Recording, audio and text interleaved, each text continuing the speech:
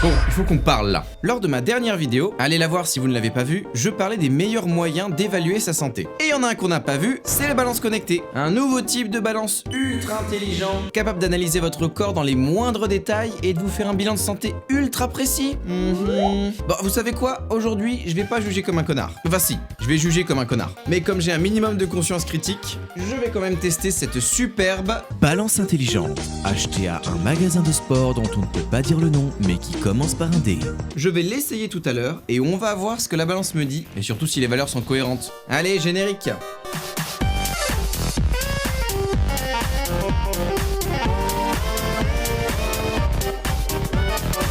Bon, vous avez vu le titre de la vidéo, vous avez capté que je suis pas trop fan de ces trucs. Mais je vais essayer d'être le plus neutre possible. Balance connectée, balance intelligente, tous ces modèles reposent sur le même système. Le nom scientifique c'est analyseur d'impédance bioélectrique. En gros, vous mettez les pieds sur des capteurs et ça vous balance une décharge d'électricité qui parcourt tout votre corps. Bon, en vrai, c'est un très faible courant électrique, vous sentez rien. Quand l'électricité parcourt le corps, la balance va sentir que ça résiste plus ou moins à certains endroits. Si le courant passe facilement, c'est que c'est un tissu riche en eau, vu que l'eau est conducteur, donc les muscles ou les organes. Si par contre le courant galère à passer, c'est que c'est un tissu pauvre en eau, logique. Ça va être les tissus graisseux par exemple. En mesurant la résistance des différents tissus, la balance va en déduire la composition de votre corps. Bon voilà, ça c'est le principe de base. Si vous voulez en savoir plus comment ça fonctionne exactement, je vous invite à regarder la vidéo de Syllabus qui traite le sujet de manière bien plus scientifique que moi. Moi je le rappelle, je suis un escroc. Bon, en vrai, en théorie, c'est super. Ça donne des résultats bien plus concrets que juste mesurer le poids, qui, je le rappelle, est une mesure qui ne sert à rien. Maintenant, en pratique, est-ce que vous savez comment on mesure la composition du corps dans un hôpital? Quand un médecin doit savoir de quoi est composé votre corps, pour faire un suivi nutritionnel par exemple, eh ben il va faire un DXA, c'est-à-dire scanner votre corps au rayon X. Ce qui coûte en moyenne entre 50 et 100 € la séance.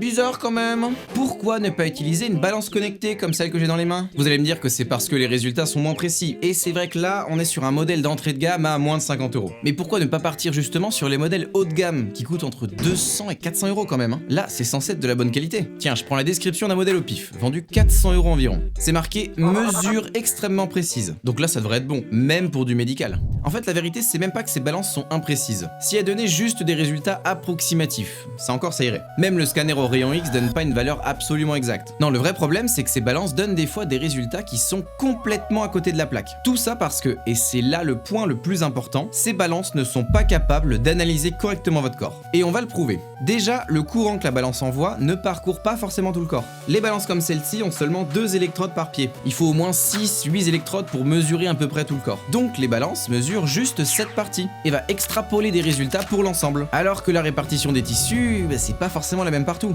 Mais c'est pas le seul problème. Le courant ne parcourt pas tout le corps de manière homogène. Bah ouais, l'électricité a tendance à éviter les tissus peu conducteurs, ce qui rend la mesure de la masse grasse assez aléatoire, parce que la balance a du mal à la repérer. Donc ces balances ont tendance à beaucoup sous-évaluer la masse grasse et à surévaluer la masse musculaire, voire même confondre la masse musculaire et la masse d'eau dans le corps. Et ouais, parce que mine de rien, c'est pas évident de différencier l'eau dans vos cellules de l'eau dans vos muscles. Et j'ai d'autres balles dans le chargeur. Un autre problème de taille, ça va être le poids des os. On le calcule comment? Bah ouais, le problème avec les os, c'est que ça conduit quasiment pas l'électricité. Et comme en plus c'est caché sous des tissus conducteurs, bah l'électricité elle s'en fout, elle va contourner. Ce qui fait que la balance reçoit quasi aucune information pour calculer la masse osseuse. Donc pour arriver à calculer la valeur, eh bah elle va faire ça au pif. Non, ok, j'exagère. Elle va essayer de calculer à partir des infos qui lui manquent. Prenons un exemple concret avec des valeurs que j'invente totalement. Imaginons que vous indiquiez à la balance que vous faites 1m70 pour 68 kg. La balance lance l'analyse et trouve 20 kg de muscles, 10 kg de graisse, 35 kg de masse hydrique, la masse d'eau dans le corps, ce qui fait 65 kg.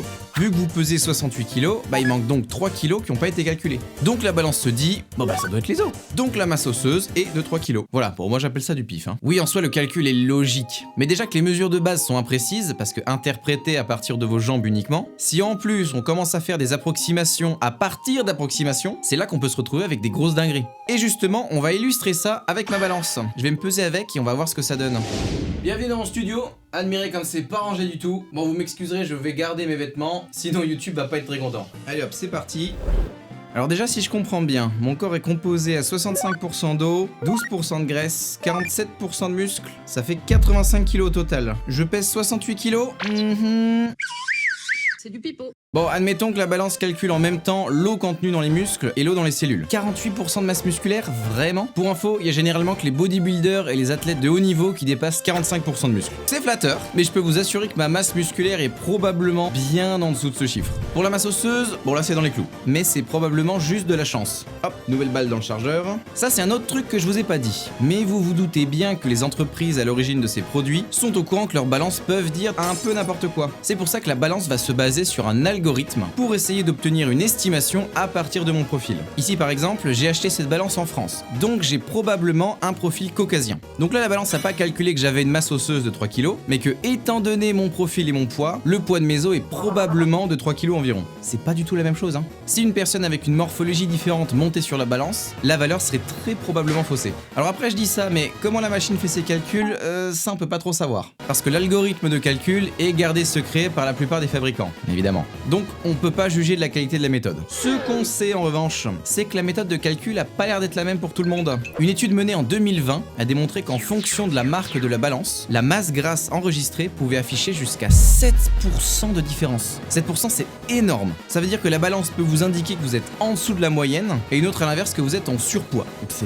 Les masses musculaires sont également systématiquement mal estimées et comportent souvent des biais. C'est-à-dire qu'elles surestiment un peu les valeurs pour vous faire plaisir. Ah bah faudrait pas vexer l'acheteur, hein. Bon mais je vous connais, vous allez me dire... Oui, bah c'est pas grave si c'est faux à la base. On peut suivre l'évolution.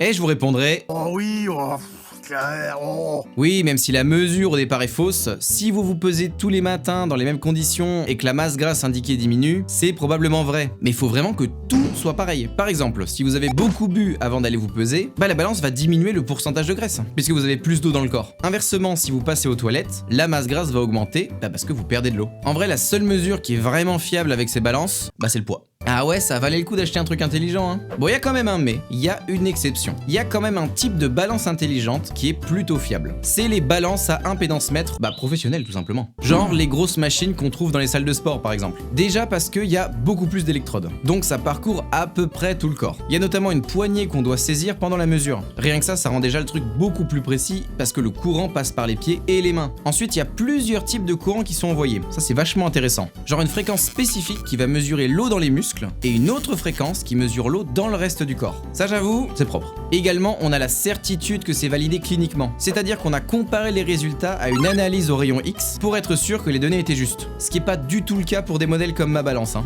Et enfin, ces balances sont étalonnées régulièrement, c'est-à-dire que tous les 6 mois, on revérifie que la machine affiche bien les bonnes données et qu'elle commence pas à dire n'importe quoi. Tout ça garantit un résultat cohérent, mais pas exact. Il peut y avoir jusqu'à 2% de différence pour la masse grasse par exemple, donc c'est pas parfait. Mais c'est le mieux qu'on peut obtenir aujourd'hui avec ce genre de machine. Et ça coûte entre 5 et 10 000 € accessoirement. En conclusion, est-ce que ces balances amènent quand même des choses bien ? Chacun est juge, mais franchement pour moi, non. Prenez une balance classique, ou même pas de balance, franchement. En plus, ça pousse à devenir omnibulé par les chiffres. Déjà qu'on a du mal à faire la part des choses avec les réseaux sociaux, si on commence à suivre tous les jours sa masse grasse, sa masse musculaire et je sais pas quoi d'autre, franchement vous allez pas vous en sortir. Si vous voulez vraiment suivre votre évolution avec ce genre d'instrument, il vous faut un impédance mètre de qualité professionnelle. Donc chez un diététicien ou un médecin équipé, ou dans une salle de sport par exemple, même si c'est souvent d'un peu moins bonne qualité. Mais n'oubliez pas, à force de regarder son corps à travers un tableau de bord, on finit par oublier de lever les yeux sur la route.